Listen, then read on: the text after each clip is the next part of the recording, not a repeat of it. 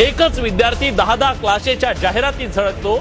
निकालाच्या नंतर गुणवंत विद्यार्थ्यांवर बोली लावली जाते, त्यांचे फोटो विकत घेतले जातात, मग ते चेहरे पुढच्या वर्षी नवीन गिराईक खेचण्यासाठी होर्डिंगवर लटकवले जातात। निकाल विकत घेतला जातो, कधी चोरला जातो तर कधी पेपर फोडून हिरावला जातो। हे शिक्षण नाही, हा सरळ सरळ बाजार आहे, बाजार। पालक ग्राहक आहेत यात आणि विद्यार्थी उत्पादन आहे, आणि यश ते फक्त जाहिरातीसाठी वापरायचं साधन बनलंय।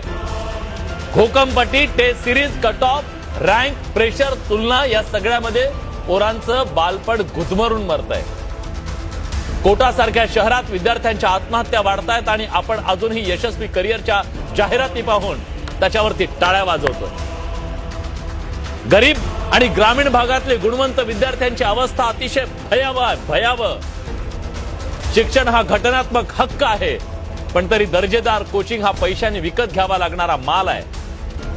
ज्यांच्याकडे पैसा त्यांना मार्गदर्शन, त्यांच्याकडे क्षमता पण पैसा नाही, त्यांच्यासाठी दरवाजे बंद आहेत। चला, तुमच्यासाठी नाहीये हे, तुम्ही गरीब आहात, नाहीये व्यवस्थेत तुम्हाला जागा।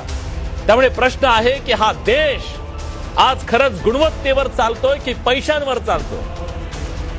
केंद्र सरकारनं कोचिंग क्लासेसवर काही नियम आणले, दिशाभूल करणाऱ्या जाहिरातींवर निर्बंध आले, 16 वर्षावर खालच्या मुलांना प्रवेश बंदीचे नियम आले।